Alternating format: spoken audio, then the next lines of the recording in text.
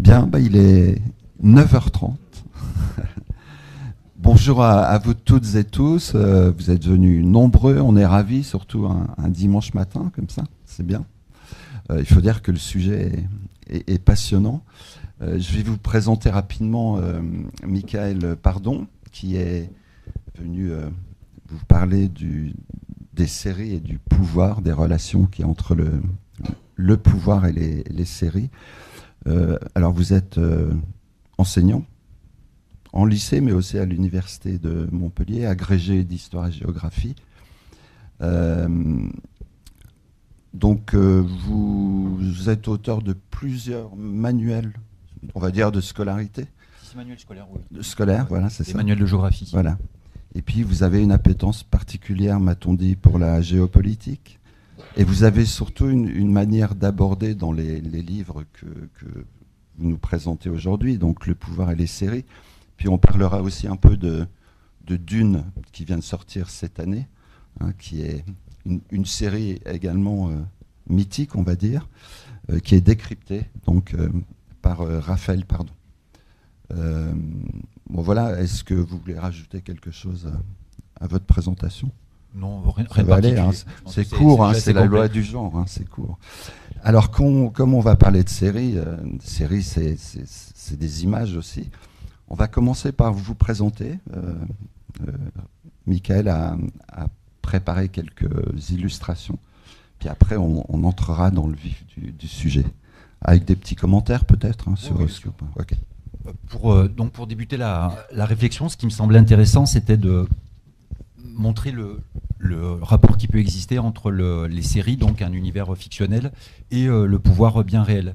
Et une information, une anecdote est assez intéressante à ce titre. En 2024, donc j'ai un article de presse qui le montre, des adolescents coréens ont été condamnés à 10 ans de travaux forcés pour avoir visionné des séries sud-coréennes. Le fait me semblait particulièrement intéressant. Donc, on est dans un contexte géopolitique de grande tension entre les deux Corées. Et ce qui me semblait vraiment à noter ici, c'est que la Corée du Nord perçoit les séries sud-coréennes qui ont le vent en poupe, qui plaisent énormément à des jeunes générations ou moins jeunes générations. Ces séries peuvent être perçues comme une menace par le pouvoir nord-coréen. Et ça me semblait intéressant de montrer qu'aujourd'hui, les séries sont devenues des phénomènes culturels majeurs, mondialisés. Ça témoigne aussi de la mondialisation, de la diffusion de supports à l'échelle planétaire. Et ce qui est particulièrement intéressant, c'est qu'il y a bien un rapport entre pouvoir et séries, mais un rapport qui est bien réel. Des régimes autoritaires, ici même totalitaires, craignent ces productions culturelles. C'est perçu comme une menace pour la cohésion de la population. Et ce qui me semble intéressant ici, pour les personnes qui aiment la géographie, les relations internationales, on voit bien que les séries font partie prenante du soft power. Donc la Corée du Nord, elle est plutôt spécialisée dans le hard power, c'est une puissance dotée de l'arme nucléaire. La Corée du Sud, elle a fait des choix un peu différents. Mais si on prend les deux, la Corée du Sud a ici une arme, entre guillemets, assez intéressante. Autre fait qui me semblait intéressant, donc... comme vous pouvez le voir en haut, Stephen King, donc écrivain de notoriété mondiale, fait un tweet en 2022 aux États-Unis, bienvenue dans l'univers de la Servante écarlate. Et tout le monde a compris la référence aux États-Unis. Dans The Handmaid's Tale, c'est la série événement qui a marqué ces dernières années. Et ici, nous sommes dans un contexte politique, cette fois très très particulier. La Cour suprême, donc, dont une bonne partie des membres ont été nommés par Donald Trump, sont devenus conservateurs, c'est une nomination à vie, et ils décident de suspendre le célèbre arrêt Roe versus Wade, qui garantissait donc le droit à l'avortement à l'échelle des États-Unis. Et pour faire très très simple, à partir de cette décision, chaque État décide si oui ou non il veut garantir le droit à l'avortement. Et ce qui me semble ici très intéressant avec cette image, c'est que des manifestantes, pour avoir une communication politique efficiente, efficace, revêtent la tenue de la Servante écarlate. Et ici, tout le monde comprend la référence. Le message est assez efficace. si des mesures de cette sorte venaient à se pérenniser, l'univers totalement dystopique de La Servante écarlate, pour les personnes qui ne connaissent pas, donc c'est un récit dystopique adapté d'un roman de 1985 qui imagine que dans un futur très proche, dans un contexte de dégradation environnementale, une secte fondamentaliste chrétienne prend le pouvoir et impose des mesures très fortement, on pourrait dire, patriarcales, là, le terme est particulièrement adapté, ou notamment dans un contexte d'infertilité généralisée, certaines femmes qui restent fertiles sont totalement exploitées par les dirigeants pour enfanter. Donc suite avec une cérémonie de viol. Donc c'est un récit dystopique assez marquant, très très fort. La série d'ailleurs est de très grande qualité visuellement. Si vous ne l'avez pas vu, c'est vraiment très très bien fait. Et ici on comprend tout de suite l'argument des manifestants. Attention, certains droits ont été acquis de haute lutte, ils pourraient être perdus et les femmes en seraient les premières victimes. La série d'ailleurs aborde assez habilement aussi, j'en parle très rapidement, les droits de la communauté LGBT, puisque dans le roman de 1985, Margaret Atwood n'abordait pas cette thématique, et ici c'est abordé de façon assez habile en montrant qu'il y a une remise totale, remise en cause totale de ces droits. Et une dernière, celle-ci aussi je pense qu'elle va vous interpeller. En 2019, non, il y a une petite légende. Non, je ne vais pas montrer ça, mais ça. En 2019, on est dans un contexte aussi géopolitique assez particulier. Donc Donald Trump est revenu au pouvoir depuis 2016 et il souhaite complètement remettre encore en cause les accords qui ont été passés à l'époque de Barack Obama au sujet du nucléaire iranien. Donc vous voyez, on est sur des sujets extrêmement sérieux où l'enjeu pourrait être une guerre nucléaire ou en tout cas une guerre de haute intensité dans le golfe arabo-persique. Et pour annoncer cette remise en cause des accords faits par Barack Obama, qu'est-ce que fait Donald Trump, qui a une communication assez, on peut dire, disruptive? Il reprend les codes de la série Game of Thrones, notamment la célèbre phrase mythique « Winter is coming ». Là, cette fois, ce sont les sanctions qui vont arriver. Et là, ça me semblait intéressant, ça a été traité par d'autres auteurs, c'est-à-dire que là, un dirigeant politique de très haut niveau, le président des États-Unis, la première puissance au monde, utilise les codes des séries pour sa communication. On voit qu'on est loin de l'univers diplomatique habituel et les séries sont mises au centre. Les personnes ont compris la référence à Game of Thrones. Donc on voit que voilà, les séries sont imposées. Je ne fais pas plus long. Non, mais c'est très bien, on est dans le sujet. Hein.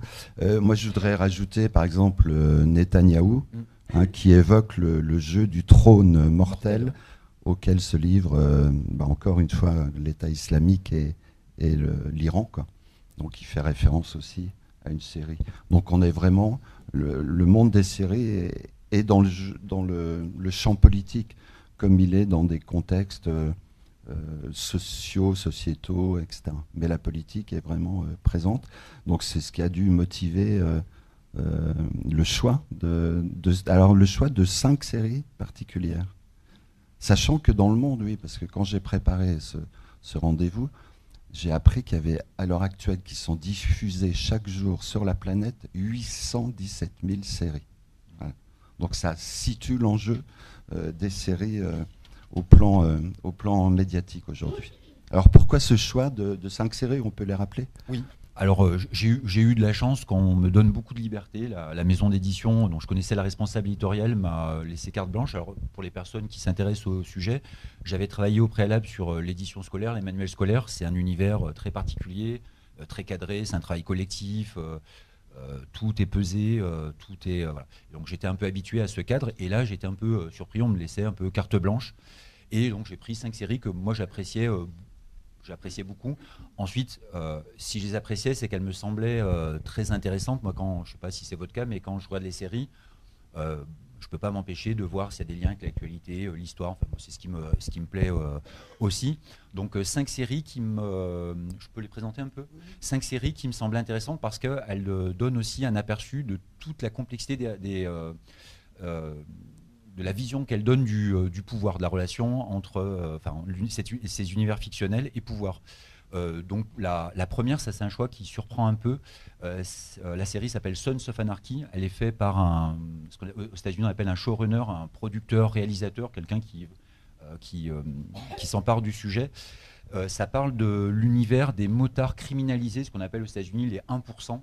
Ça fait référence donc à une histoire célèbre où en gros on dit 99% des gens qui aiment les Harley Davidson, vous savez les riders aux États-Unis, sont des gens bien honnêtes. Et eux, ils se proclament 1%. Donc, je pense que vous avez compris le message, c'est-à-dire que ce sont des groupes de motards qui existent, notamment c'est très fortement inspiré des Hells Angels.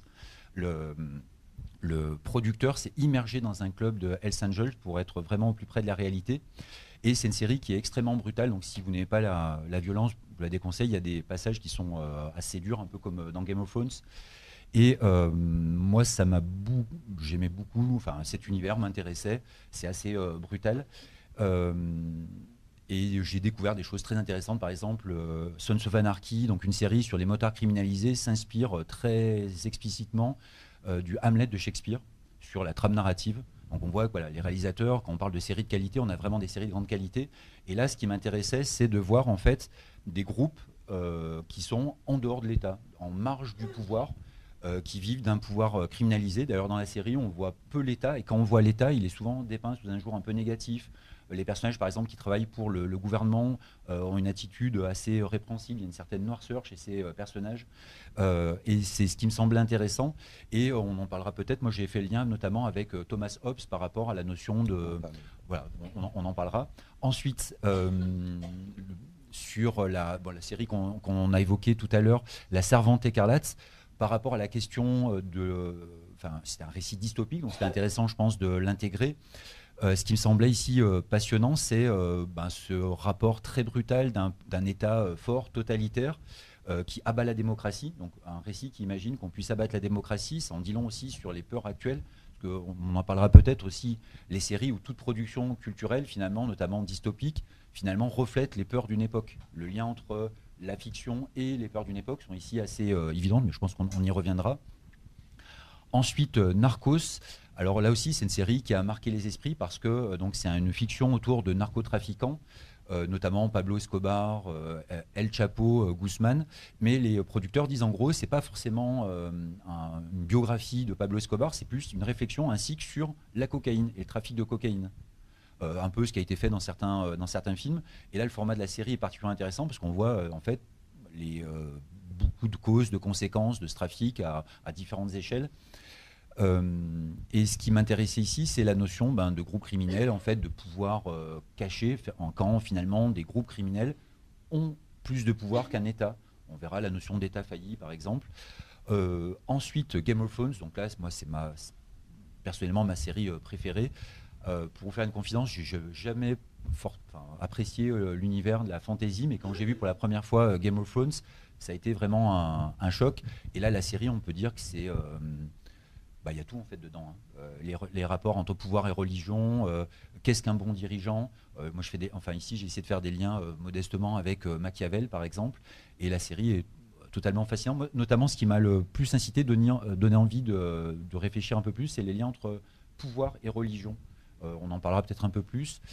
Et la dernière, c'est Viking. Alors, c'est une série, pareil, que j'aimais beaucoup. C'est une série plus ou moins historique qui s'inspire de la réalité des populations scandinaves.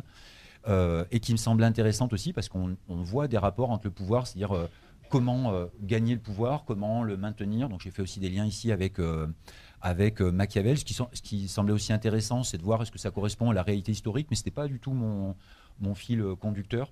Ça a été traité par d'autres auteurs. Et ça me semblait être une série assez intéressante sur... le pouvoir, le secret, parce qu'on voit, ça met en scène des dirigeants divers et variés, donc c'est en viking ou anglo-saxon, et ça me semblait ici assez intéressant. Et je crois que j'ai fait le tour. Eh bien, à peu près, on va aller plus en profondeur maintenant. C'est vrai que ce sont des univers totalement différents. Hein. On passe de la fantaisie médiévale à une société patriarcale. Et puis à un monde plus moderne de cartels de drogue, de bikers violents, etc. Mais vous avez commencé à aborder la question en citant Hobbes et puis Machiavel. Ces penseurs politiques du passé, ces philosophes aussi, il y a Hannah Arendt aussi qui sera évoquée, ont inspiré les réalisateurs. Alors, moi j'aime bien cette idée, mais de toute façon le pouvoir, il est intemporel, il a toujours marqué les sociétés humaines il est lié à l'humanité en mouvement, quoi. Et donc, il n'y a pas de temporalité quand on parle de pouvoir. Et là, c'est confirmé. Alors, vous pouvez nous en dire un peu plus sur Hobbes, qui a quand même inspiré. C'est quand même son livre Le Léviathan, il date de 1651, donc c'est pas tout neuf tout ça. Qu'est-ce qui transparaît dans ces séries par rapport à Hobbes et son fameux état de nature? Je vous montre normalement voilà, un visuel qui correspond, pas celui-ci. Voilà. Alors là, j'aime beaucoup votre remarque sur le côté invariant du pouvoir. Par exemple, quand je vous ai dit que la série Sons of Anarchy est inspirée de Shakespeare, beaucoup de réalisateurs anglo-saxons, je pense, fortement influencés, c'est très bien par Shakespeare, font des références plus ou moins explicites à cet auteur. Donc on voit qu'on pourrait aussi travailler sur des classiques de la littérature. Moi, je n'ai pas cette formation, c'est pas ce qui m'intéressait. Mais sur Hobbes, ça m'a semblé particulièrement intéressant. Donc Hobbes, comme Claude l'a dit, c'est un auteur du XVIIe siècle qui lui-même a vécu une situation de guerre civile, et son ouvrage, Le Léviathan, va quand même marquer l'histoire de la pensée. C'est un ouvrage qui était totalement détesté. Par exemple, pour faire très simple, au XVIIIe siècle, Rousseau considérait que c'était un scandale absolu. Et pour faire très très simple, leur vision de l'homme s'oppose très nettement. Hobbes a plutôt une vision, on va dire, réaliste, un peu sombre de l'être humain, alors que Rousseau, lui, théorisait plutôt la bonne nature de l'humanité. Et là, ce qui m'a semblé intéressant, je pense que ça ressort ici, c'est que Hobbes vous dit qu'en dehors de tout cadre étatique, l'homme est un loup pour l'homme, donc il reprend une formule assez célèbre. Il y a des phrases assez prenantes. Il dit que son existence est brève, quasi animale. C'est-à-dire que pour lui, s'il n'y a pas une autorité au-dessus des êtres humains pour créer un peu un sentiment de crainte par rapport au pouvoir coercitif, l'être humain a tendance à être mauvais, à vivre dans la violence, dans l'égoïsme, et cet égoïsme génère des comportements extrêmement violents. Sons of Anarchy, c'est exactement ça. Alors, je ne peux pas trop développer, mais enfin, si je peux le faire rapidement quand même, parce que j'aime bien en parler. Dans la série, en fait, il y a la confrontation entre un idéal libertaire qui correspond en fait à l'héritage du père du personnage principal, qui était un vétéran de la Seconde Guerre mondiale, enfin non, ici du Vietnam, désolé, qui en fait voulait créer une sorte de groupe de bikers qui vivraient en dehors de l'État, qui s'appelle les Fils de l'Anarchie. Donc en dehors de l'autorité de l'État, et avec un idéal libertaire très inspiré des années 60 des États-Unis, qui correspond à une réalité. Par contre, le beau-père, et là on voit très clairement les allusions à Shakespeare, à Hamlet, lui en fait est un pur criminel. L'idéal des bikers, de la fraternité, il s'en moque complètement. Lui, ce qu'il veut, c'est gagner de l'argent, et pour ce faire, il entraîne le groupe donc de bikers dans le trafic d'armes, dans le trafic de drogue. Il y a des alliances avec des cartels. On voit que le personnage principal est tiraillé entre ces deux figures paternelles, et qu'en fait il y a une tension dramatique, même tragique, qui se crée à ce moment-là. Et ce qui m'a semblé intéressant, c'est que le groupe, lui, dans ses valeurs, c'est du Hobbes tout craché en fait. C'est-à-dire que pour ces bikers, il n'y a que la force qui prime, l'état de droit, les lois, ils s'en moquent. Ils vivent en dehors de ça, ils vivent dans un univers parallèle. Les seules lois qu'ils respectent sont celles du club. Alors attention, le pouvoir aussi est très hiérarchisé à l'échelle du club. Il y a une symbolique très forte, ils se réunissent autour d'une table, il y a un marteau. Vous voyez, ils reconstituent en fait une société parallèle, mais dans cette société, c'est vraiment l'homme est un loup pour l'homme. On n'hésite pas à éliminer des membres du groupe si on pense qu'ils peuvent trahir. Ça va très très loin dans la violence, et l'image de droite me semblait intéressante par rapport à la réalité. Il y a beaucoup de scènes qui se passent en prison, donc ça correspond aussi à une réalité des États-Unis, et là on voit quand même une autre vision des États-Unis qui est réelle cette fois, hein. L'univers de la prison, où en fait on s'aperçoit que ce sont des règles communautaires qui s'appliquent, c'est-à-dire qu'ici les bikers ne se mélangent pas avec les Afro-Américains, les Latino-Américains. Vous avez des gangs absolument effrayants de suprémacistes, de néo-nazis, notamment c'est Marilyn Manson qui joue un personnage de néo-nazi. Il y a des scènes de violence inouïes, des scènes de viol, mais qui sont totalement institutionnalisées, c'est-à-dire entre groupes, en fait, on veut prendre le dessus sur l'autre, et on est prêt à une violence vraiment extrême pour s'imposer. Et l'univers carcéral américain, c'est du Hobbes, c'est-à-dire que c'est vraiment l'homme est un loup pour l'homme, c'est le plus fort qui domine, et les autres s'écrasent, et l'État, en fait, est soit complaisant, soit absent. Ce qui est intéressant aussi, c'est que dans cet univers carcéral, il y a aussi des alliances complètement contre nature, qui, Oui. hein, au gré des circonstances, quoi. Oui, alors c'est un peu les propos là peuvent être un peu choquants, c'est-à-dire que dans les groupes de bikers américains, il y a des règles anciennes qui s'appliquent. On le voit dans la série, par exemple sur les groupes de bikers type Hells Angels, il y en a Outlaw, il y en a différents. Ce sont des hommes blancs hétérosexuels européens. Et il y a un personnage notamment qui masque le fait qu'il a une ascendance afro-américaine, qui va rentrer dans une spirale infernale parce qu'il a peur que les autres membres du groupe découvrent ça. C'est-à-dire que alors qu'il y a eu quand même les droits civiques dans les années 60, eux, les droits civiques, ils ne les appliquent pas. Par contre, dans la série, il s'allie avec des gangs latino-américains, afro-américains, mais c'est vraiment chaque groupe reste dans son précaré. Et il s'allie même à un moment avec des néo-nazis. Par contre, ils sont en rivalité avec un groupe suprémaciste. Et là, on voit d'ailleurs que les groupes suprémacistes aux États-Unis contrôlent une grande partie du trafic d'amphétamine, vous savez, qui est très très présent aux États-Unis. Donc on voit des choses aussi sur la société américaine et vraiment une violence extrêmement poussée, des stratégies qui peuvent assez surprendre, mais qui sont aussi un reflet d'une autre, d'une autre Amérique en fait. Et c'est là où on se rend compte que l'anarchie, puisque ce sont les fils de l'anarchie, est un monde, un univers très, très complexe, hein. Oui. C'est aussi une dimension que moi j'ai repérée dans votre ouvrage. Alors, moi, Bon, on va peut-être pas Oui. s'apesantir là-dessus, mais donc parlons d'une femme quand même, Hannah Arendt, qui a inspiré visiblement le réalisateur Barker de La Servante écarlate sur le rapport du pouvoir au mensonge. Oui. Elle en avait fait un ouvrage d'ailleurs, je crois en 1972. Et j'aimerais bien qu'on en parle un peu. Parce que c'est aussi une réalité du moment. Ce qui me semblait très intéressant, c'est de faire des liens avec Hannah Arendt, mais de façon très, très modeste, hein. Les livres restent grand public.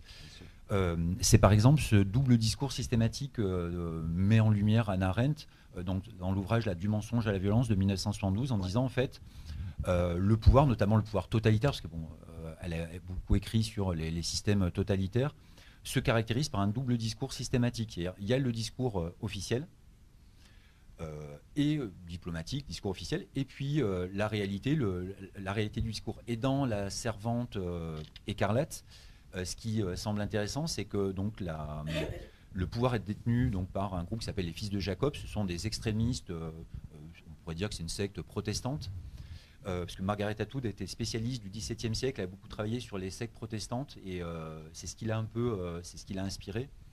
Et le rapport avec Hannah Arendt est très intéressant parce qu'on voit que le groupe met en avant un discours puritain, très très puritain, là c'est vraiment extrême, mais que quand on gratte un peu, ces messieurs par exemple fréquentent des bordels, font des écarts assez considérables avec la morale sans jamais être inquiétés. Par contre, si c'est par exemple l'épouse d'un des personnages qui ose prendre la parole en public, elle va être mutilée. Oui, la série violente, hein. Quand je dis mutilé, c'est réellement mutilé. Et donc c'est ce double discours qui est intéressant dans la série. Et si je peux me permettre aussi, Hannah Arendt a travaillé sur le totalitarisme. Si vous regardez la série, par exemple, c'est assez marquant, moi je n'ai pas mis d'image, mais par exemple sur comment on crée un régime totalitaire par rapport aux slogans, les tenues, le vêtement. C'est-à-dire totalitaire, on va vraiment contrôler la totalité de la société dans tous les paramètres de la vie. Et là, en fait, on impose un langage. C'est-à-dire que, par exemple, les gens sont tenus à avoir des formules rituelles le matin. C'est-à-dire que tous les codes de politesse, les codes de sociabilité de l'ancien régime, de la démocratie, hein, sont abolis. On impose des tournures de langage. On impose, bien sûr, un vêtement. Les femmes, en fait, sont classées par catégorie et ce que reflètent leurs vêtements. Eux, les hommes, sont plus libres de s'habiller, même s'ils s'habillent de façon très classique. Et sur la notion de totalitarisme aussi, c'est très intéressant. Je peux peut-être vous montrer une image, je ne sais pas si on voulait l'aborder ici. Voilà. Bon, c'est autre chose, mais regardez, par exemple, totalitaire, ici, ce sont des personnes, des femmes qui sont tenues à des tâches ménagères. Elles ont un costume spécifique. On retrouve quand même, ici, dans les régimes totalitaires du XXe siècle, l'idée de contrôler, y compris le vêtement. Et pour Hannah Arendt, notamment, qui a montré les mécanismes du régime totalitaire. Il y a quand même énormément de liens entre la série et sa pensée. C'est assez intéressant. Alors justement, à la fin de l'analyse de La Servante écarlate, vous posez une question qui explique peut-être l'engouement qu'a cette série dans le monde actuel. C'est par rapport aux problématiques environnementales. Oui. Et vous posez la question, est-ce que notre monde pourrait-il retomber dans un état de nature, le fameux état de nature de Hobbes, avec la violence de chacun contre chacun, quoi, chacun pour soi en fait. Oui. Alors, pourquoi cette question ouais. C'est peut-être intéressant de développer un peu. Là. On le retrouve dans différentes séries. Comme je vous disais tout à l'heure, finalement, les productions culturelles, artistiques témoignent des pensées, des peurs aussi d'une époque. Là, par exemple, pour vous citer un exemple assez intéressant, le Japon, donc après 1945, pendant la guerre froide, il invente Gojira, au départ qui est plutôt un monstre marin. C'est une métaphore de l'arme atomique.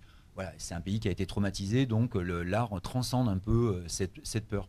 Ici, c'est quand même très intéressant de voir dans les séries, le cinéma, qu'il y a deux peurs fortes, mais qui sont plus ou moins liées. La première, c'est une peur des dégradations environnementales généralisées. Nous sommes, je ne vous apprends rien, dans un contexte de changement climatique, de pression sur l'environnement. L'autre, qu'on retrouve dans les séries, moi qui m'intéressait moins, enfin, je connais moins, par exemple, de Walking Dead, la peur d'un virus. On voit les peurs contemporaines qui se reflètent. Et ici, ça va très loin dans La Servante écarlate, puisque en fait, ce sont des dégradations environnementales qui ont provoqué des problèmes sanitaires comme l'infertilité. Et les États-Unis, en fait, sont victimes en fait de pollution radioactive très intense. Alors, ma petite formation, j'ai réussi à placer un schéma des États-Unis. Ça, c'est dans l'ouvrage. Vous avez vu, j'ai fait ça avec PowerPoint. Hein. Je n'ai pas été très loin, on n'a pas des moyens très importants. Mais j'ai toujours bien, dans ma pratique professionnelle, j'ai toujours aimé ça. Et vous voyez, je ne sais pas si vous voyez suffisamment, mais on voit qu'il y a des petits symboles nucléaires. Et en fait, ça représente les zones en fait, contaminées des États-Unis où sont envoyés, donc ça je peux vous le montrer, non, je ne sais plus où c'était, on voit, attendez, c'est un peu avant, je crois, non.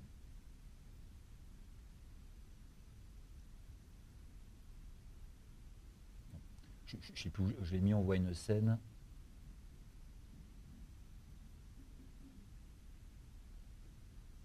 Ah, c'est celle-ci.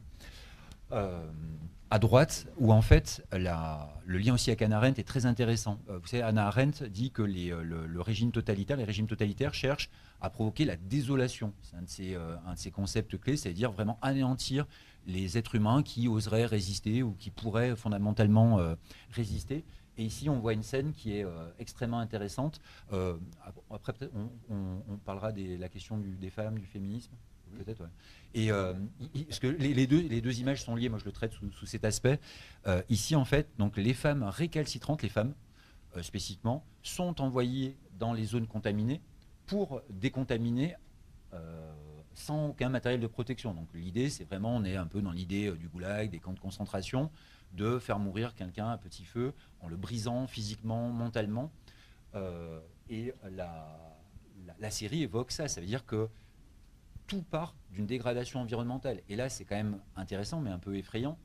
La question, c'est, là, qui est très clairement posée dans la série, c'est si notre cadre de vie, donc l'environnement, ce qui nous entoure au sens premier, étymologique, au départ, se dégrade, est-ce qu'il n'y aura pas des conséquences politiques? Et est-ce que cette dégradation environnementale ne pourrait pas provoquer finalement la montée en puissance de régimes extrêmes, radicaux alors, c'est pas moi qui ai théorisé ça, certains philosophes j'avais trouvé notamment un texte, je ne me rappelle plus l'auteur, mais c'est pas très grave, c'était un texte de 2015 dans Philo Magazine ou 2014 qui pensait ça, et 2014 déjà. Donc là, vous voyez, c'est intéressant, donc on est vraiment dans une dystopie, c'est assez inquiétant. Et le thème de l'environnement aussi est traité, je peux vous montrer un petit visuel, là pour le coup, je pense que les amateurs de séries comprendront la référence. Game of Thrones, Winter is Coming. Alors pour les personnes qui ne connaissent pas l'univers de Game of Thrones, c'est de la fantasy. Hein. Vous avez des dragons, vous avez des morts-vivants, on pourrait dire. Eux, ils s'appellent les marcheurs blancs. Et alors, il y a eu plein d'interprétations pour les personnes qui sont passionnées par la géopolitique. Vous avez des auteurs très sérieux, notamment la revue Foreign Policy, qui ont imaginé qui ont montré qu'il y avait peut-être des liens avec la géopolitique du Moyen-Orient. Les marcheurs blancs ne seraient-ils pas Daesh, par exemple? Oui, on peut aller très loin. Mais il me semblait que marcheurs blancs, est-ce que ça ne serait pas, donc ce sont des morts-vivants qui viennent de contrées lointaines au nord et qui progressent vers les zones habitées. Il y a d'ailleurs un mur qui a été créé très longtemps parce que cette menace était consciente pour se protéger de cette menace. Et les marcheurs blancs, c'est peut-être le changement climatique, cette menace globale. Et ce qui est très intéressant dans la série, c'est de montrer qu'à un moment, les acteurs, je pense que le lien avec l'actualité est évident, se disent mais face à ce danger existentiel, pourquoi continue-t-on à se faire la guerre pour les 7 couronnes, hein, l'enjeu du pouvoir classique? Est-ce qu'on ne devrait pas coopérer? Et là, c'est quand même intéressant de voir l'idée de coopération à l'échelle internationale face au changement climatique. Mais dans la série, ils vous montrent que tout le monde ne joue pas le jeu. Par exemple, Cersei Lannister, elle dit, bon, en gros, débrouillez-vous entre vous, moi je récupérais, ce qu'il y aura à récupérer, ça peut être une opportunité. Ça fait penser un peu à l'univers des COP, un peu quand même. Coopération, mais pas totalement. Les grandes puissances restent quand même sur leur précaré. Vous évoquez aussi l'appétit territorial de certains et vous citez le conflit entre la Russie et l'Ukraine. C'est aussi un des éléments qu'on peut retrouver dans cette volonté de conquérir des territoires. Le fameux Lebensraum. Oui, alors pour les personnes qui, je pense que ça va être le cas de quelques-unes ou quelques-uns d'entre vous qui aiment la géographie, la géopolitique, il y a des liens très forts entre pouvoir et territoire. Je vous montre. Ici, donc, comme ça a été dit, moi j'aime beaucoup ma discipline, la géographie, la géopolitique, et il me semblait par exemple que Game of Thrones c'était un résumé très intéressant de ce que pouvait être la géopolitique. Donc pour l'anecdote, souvent on demandait aux acteurs de Game of Thrones de résumer en 30 secondes la série, ce qui est honnêtement impossible. Je vous cite 14 personnages principaux, 140 personnages en tout. C'est une série fleuve. Et c'était un peu un motif de plaisanterie pour les acteurs qui avaient du mal à le définir. Mais on pourrait juste prendre la définition d'Yves Lacoste de la géopolitique, des enjeux de pouvoir sur des territoires à différentes échelles. Et là, les échelles sont simples. Hein. Ici, on voit que vous avez, l'image, je ne pense pas que tout le monde voit très bien, mais en gros, c'est un royaume. Il y a 7 couronnes, plusieurs grandes familles. Donc, c'est très inspiré de la Renaissance anglaise, hein, Game of Thrones, de l'auteur des romans George R. Martin.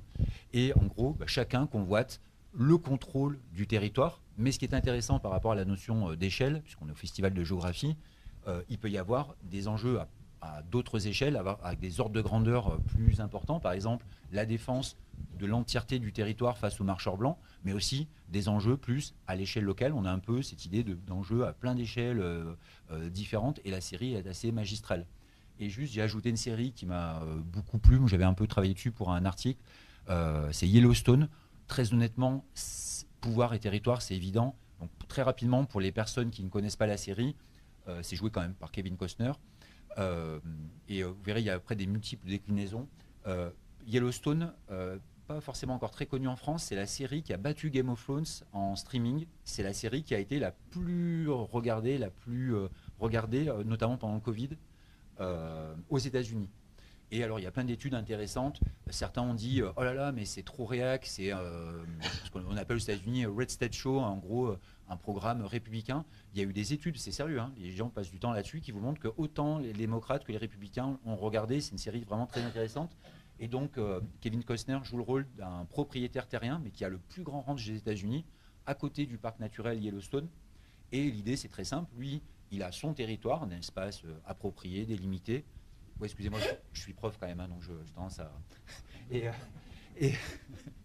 Et en fait, il défend son territoire qui est un héritage ancien que son père lui a transmis. Et lui, toute sa vie, toute son énergie, c'est défendre son ranch immense avec cet esprit de propriété aussi très, très américain face à des Amérindiens qui disent en gros, vous êtes un usurpateur, vous nous avez pris nos terres. Ce n'est pas totalement faux, hein, la série le montre aussi.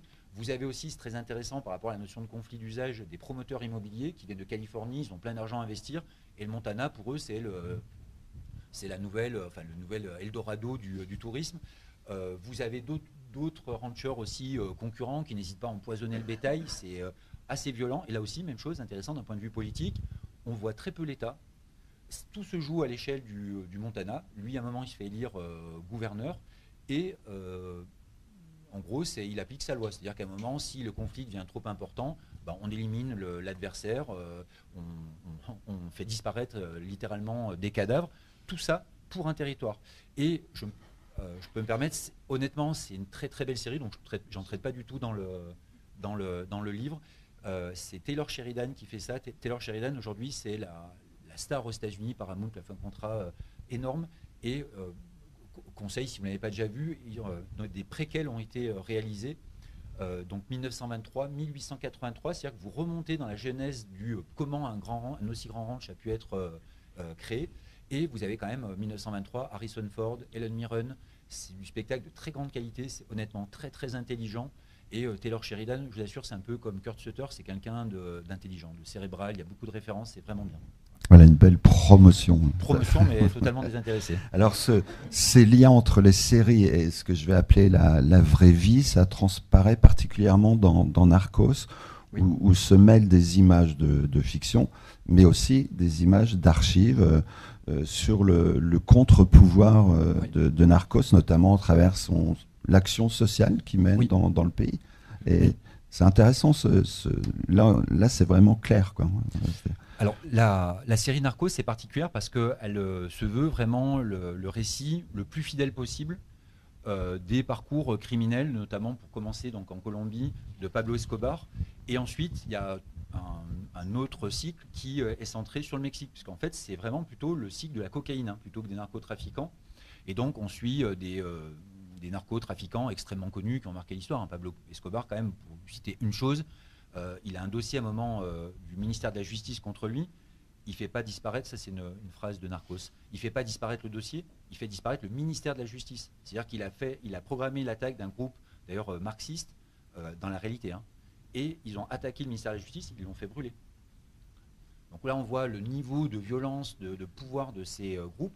Et ce qui me semblait intéressant ici, parce qu'en France on commence à parler, je pense que vous l'avez entendu hein, dans le discours politique, de mexicanisation de la France. C'est un peu effrayant, parce que ici, en fait, les groupes ont un pouvoir, c'est-à-dire qu'ils ont ce pouvoir de corruption par rapport à l'État.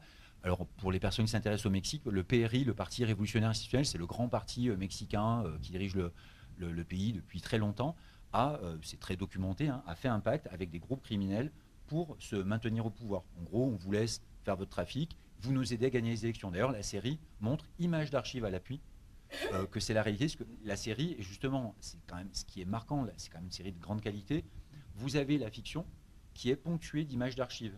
Et là, vous dites, wow, c'est pas fictionnel, c'est la réalité. Bon, bien sûr, ils ont pris des libertés, mais c'est ce qui me semblait très intéressant. Et ici, pour vous montrer le lien avec la réalité, vous avez quand même des choses un peu intéressantes au Mexique. Alors, je pense que vous ne voyez pas du tout au fond. C'est en fait une sorte d'hôtel, donc au sens religieux, hein, qui est dédié à Jesus Malverde. C'est un personnage semi-mythique apparemment, j'ai travaillé dessus mais très rapidement, je ne pouvais pas non plus tout approfondir, auquel les personnes au Mexique rendent un culte. Je ne sais pas si vous voyez, il y a donc son buste. Ensuite, les personnes viennent faire des offrandes en demandant, alors on est dans une culture aussi catholique, c'est intéressant, hein, en demandant de faire une sorte d'intercession, de faire un miracle. Les gens font des dons. Ça vous montre qu'au Mexique, des narcotrafiquants, même si celui-ci est mythique, sont des figures sociales majeures. Les gens leur rendent un culte. Vous avez aussi les narcocorridos, c'est-à-dire des chansons qui sont dédiées aux membres des cartels, dans lesquels on raconte leurs récits criminels. Oui, ça a irrigué totalement la société. Et ici, l'image me semble intéressante. On est pendant le confinement au Mexique, la crise de Covid-19. Et je ne sais pas si vous voyez, à droite, il y a marqué Jesus Malverde. Et vous avez une distribution de nourriture.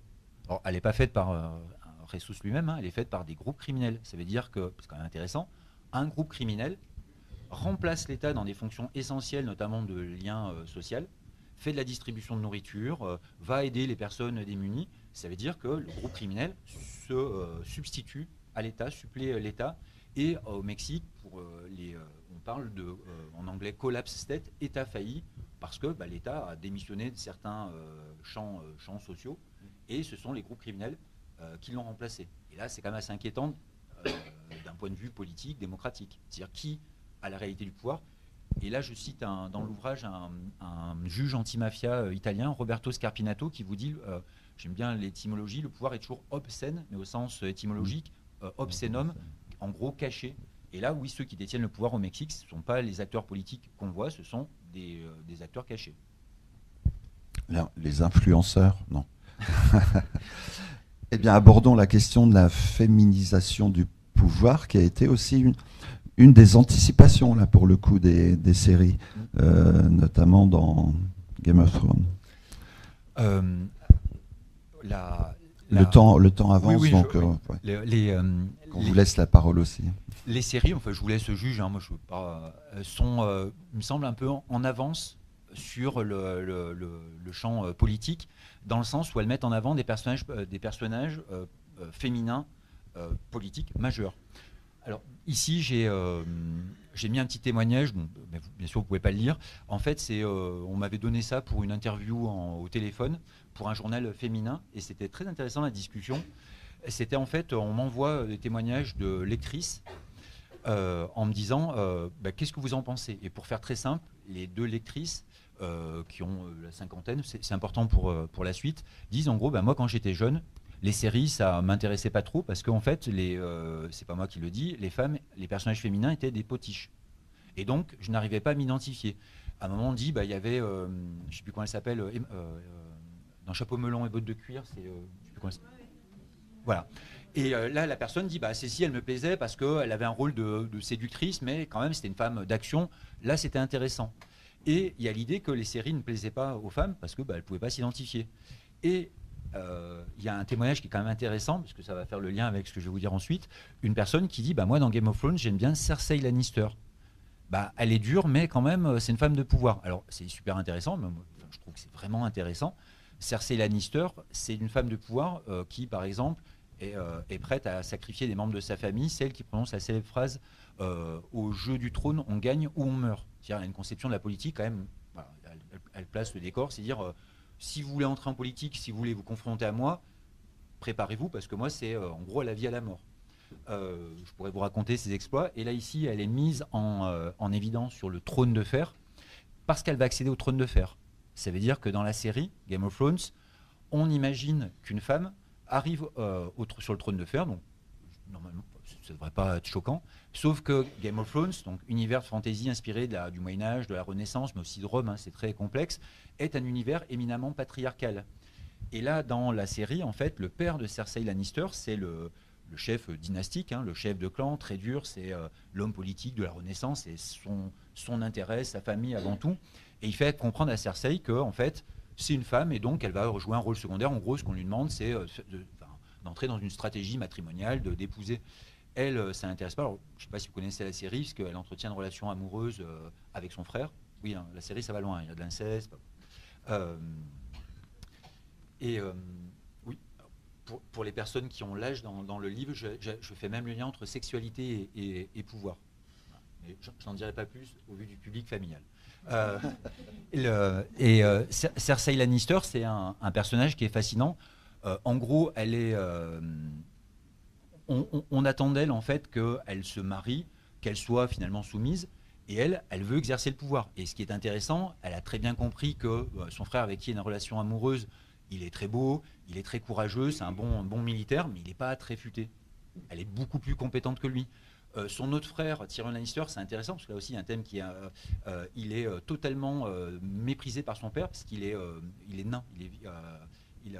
Donc cette petite taille, en fait, c'est son humiliation constante de la part de son père. Par contre, il est très intelligent, et elle, en gros, la réflexion, c'est pourquoi c'est pas moi qui monte sur le trône de fer alors que je suis bien plus intelligente.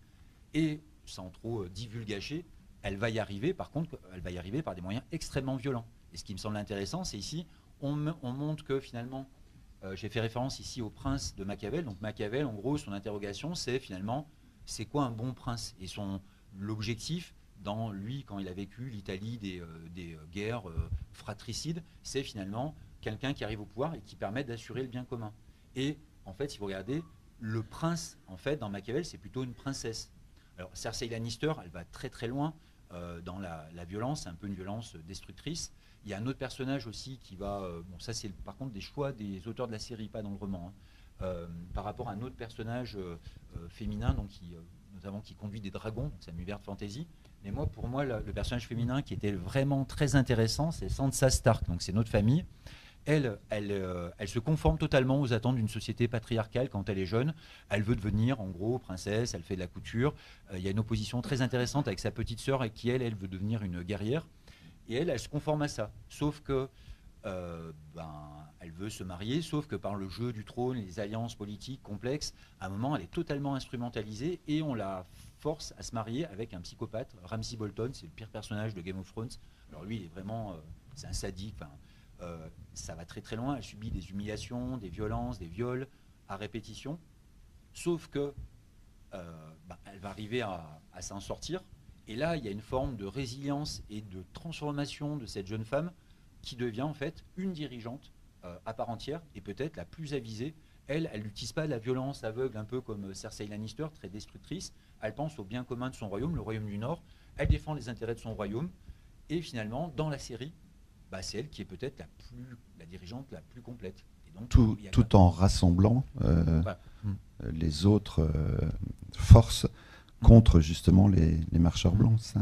Oui, donc elle a un rôle aussi important, quoi. Elle défend son royaume, mais avec une vision vraiment politique. Voilà une note d'espoir dans ce monde terrible des séries sur le pouvoir. On va avancer un petit peu parce qu'il est déjà 10h15. Un mot sur Dune ? Si vous voulez. Ouais, qu'on présente ce dernier ouvrage, mais on va pas débattre dessus. Mais oui. Le pouvoir dans Dune est aussi abordé, la question du pouvoir. Oui. Ouais. Alors, très rapidement, moi je suis pas du tout un amateur ni de fantasy au départ, ni de science-fiction. Et je vous fais très très vite. J'ai été totalement fasciné par l'adaptation de Denis Villeneuve. Je suis un très grand admirateur de Denis Villeneuve, de sa filmographie. Et le film a vraiment plu. Mais quand même, quand j'ai été voir le film, j'ai pas tout compris en fait. Donc, Dune. Alors, il y a des choses qui me semblaient complexes. Alors moi, j'aime bien approfondir. Dune, pour les personnes qui ne connaissent pas trop l'univers, qui n'ont pas vu le film, il y a pas mal d'acteurs. C'est un univers aussi féodal. Et Frank Herbert, c'était un grand admirateur de la culture arabo-musulmane. Il y a beaucoup de mots qui sont à connotation musulmane, beaucoup de références à l'islam. Les jeux d'acteurs sont très complexes. Et comme moi, je ne comprends pas quelque chose, j'ai envie de comprendre. J'ai commencé à m'y intéresser. Puis je me suis dit, peut-être que je n'ai pas été le seul à ne pas avoir tout compris. Ça pourrait être intéressant de faire un livre qui s'adresse plutôt au grand public, les gens qui n'ont pas forcément lu les romans de Frank Herbert. Donc pour travailler là-dessus, j'ai lu le roman de Frank Herbert, quand même, il faut être un minimum sérieux. Et j'ai découvert un roman qui, très sincèrement, j'ai pu en discuter là, quand j'étais au Salon du Livre avec des personnes, parce qu'il y a toute une communauté de fans, c'est vraiment un univers très particulier. C'est une œuvre, honnêtement, c'est une œuvre incroyable, d'une densité, d'une intelligence.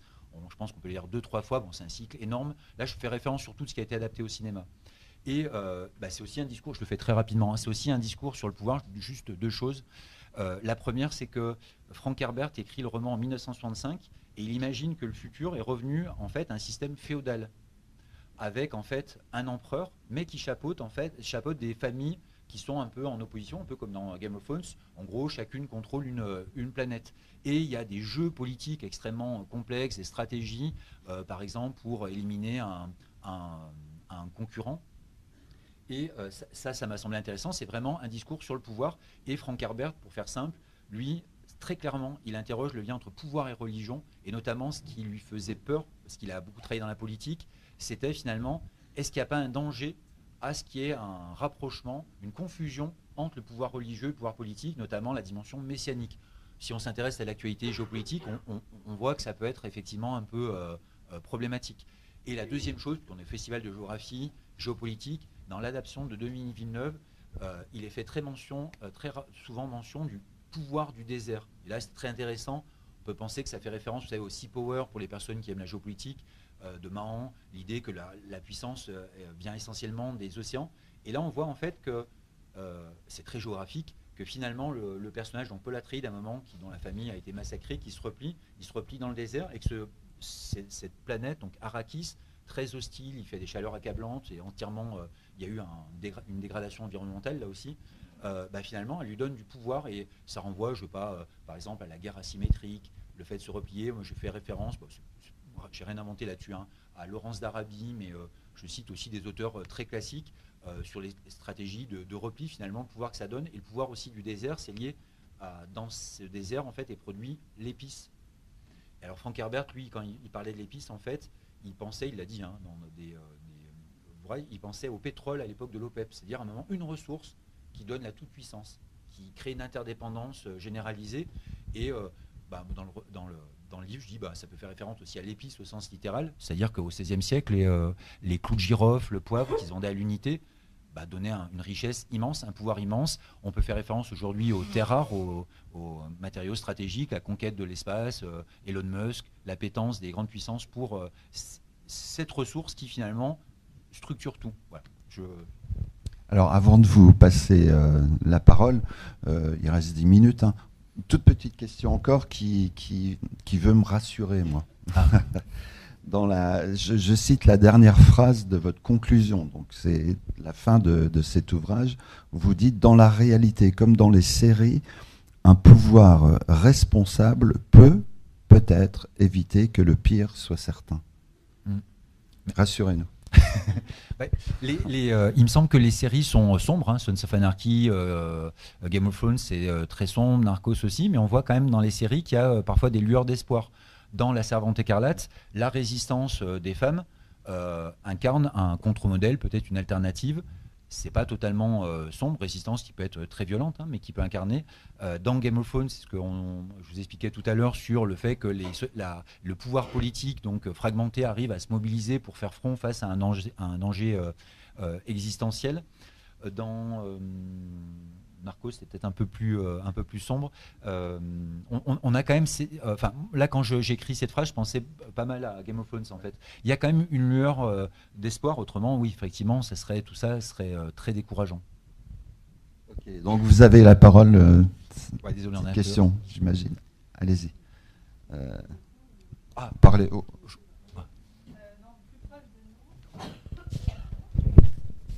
Plus proche de nous, il y a 2 séries qui ont beaucoup impacté la classe politique française. Il y a La Fièvre l'année dernière, qui a un peu obsédé tout le monde, et même la Fondation Jean Jaurès a fait une note de 120 pages à ce sujet. Puis il y a évidemment Baron Noir, qui a recyclé le terme de Jupiter pour la présidence de la République. Est-ce que vous avez regardé ces séries françaises et qu'est-ce que ça vous inspire ? Merci pour la question. Alors j'ai eu cette question hier. On m'a dit mais pourquoi vous prenez que des séries américaines et pas des séries françaises ? Bon, j'ai absolument rien contre les séries françaises.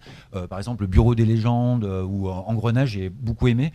Et celles-ci, je les ai vraiment aimées. C'est bien joué, c'est très intelligent. Pour les personnes qui ne connaissent pas Baron Noir, donc vous l'avez bien dit, hein, c'est en gros l'épopée. D'ailleurs, c'est très inspiré de la réalité hein, d'un éminent socialiste. dont c'est devenu un peu le surnom, il me semble. Et ça montre vraiment les rouages politiques. C'est passionnant parce qu'on voit l'envers du décor. Par exemple, sur les stratégies électorales, comment on peut influencer les électeurs. On est toujours vraiment à la marge de la légalité.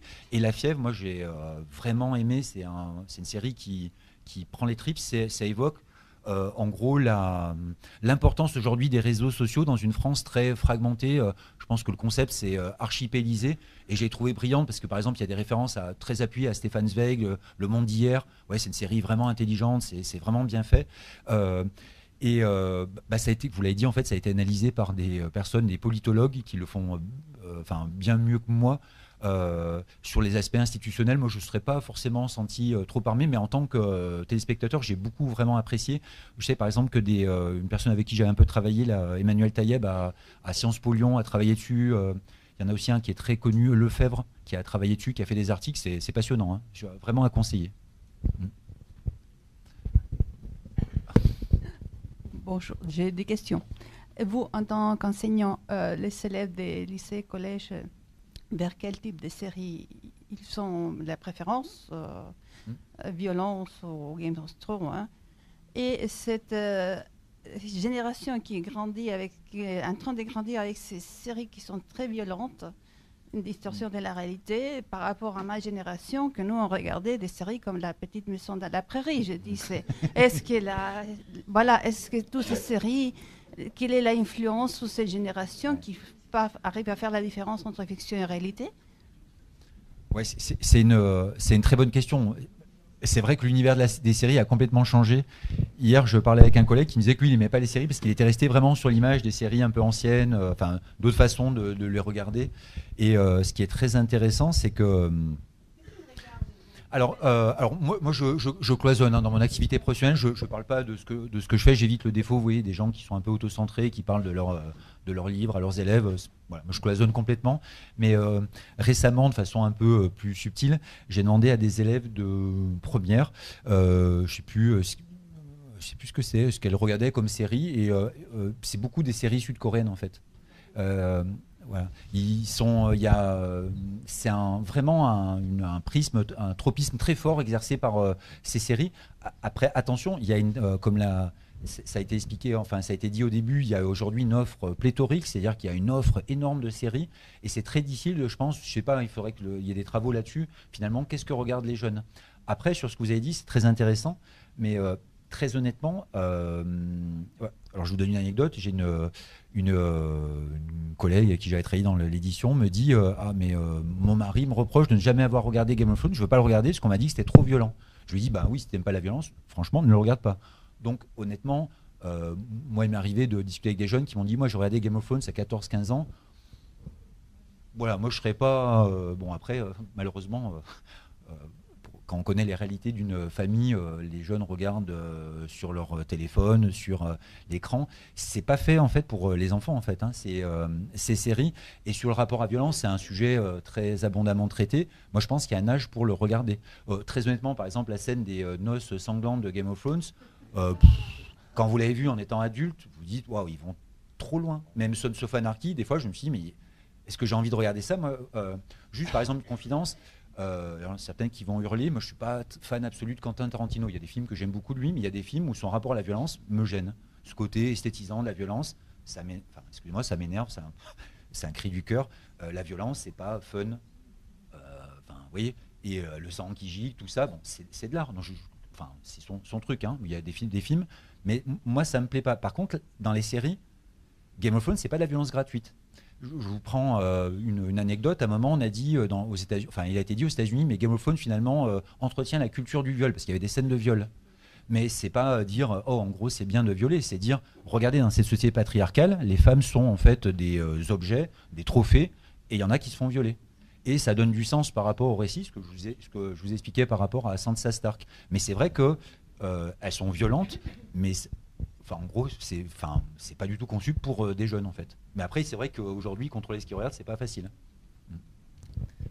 Encore une question, et puis nous serons obligés de stopper ce rendez-vous puisque l'heure tourne. L'heure tourne, oui. Une dernière? Non.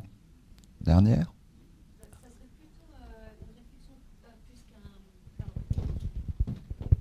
Ça serait plutôt une réflexion. En fait, tout le travail que vous menez là sur les séries et leur rapprochement géopolitique, ça serait peut-être très intéressant que des collègues à vous puissent faire toute une étude sur les séries qu'on voit poindre alors souvent de la Scandinavie, mais sur le champ socio-éducatif. Et ça pourrait être vraiment, vraiment très intéressant aussi. J'en profite en tant que responsable d'une association de professeurs de géopolitique. Nous faisons des accroches dans tous les thèmes de géopolitique lycée à partir de la pop culture, des mangas, de la fantasy, etc. Donc si ça vous intéresse, allez voir le site des Clionautes. Merci. Ouais, pour répondre très rapidement, il y a des séries actuellement qui parlent beaucoup du milieu scolaire, du harcèlement, et qui sont aujourd'hui citées dans les systèmes éducatifs, qui sont regardées dans les écoles. Hein. La série anglaise, je ne me rappelle plus du titre, mais voilà, ça a marqué les esprits. C'est vrai que c'est un support qui marche bien. Ouais. Adolescence pour les personnes qui ne connaissent pas. Bien, je crois qu'on peut applaudir Michael, pardon. Merci à vous. Et si vous voulez acquérir ces ouvrages dédicacés, parce que c'est au fond de la salle, là. Donc il y a une table qui est prête. En tout cas, merci. Et merci à vous pour votre attention. Merci. J'espère que j'ai respecté à peu près le cadre.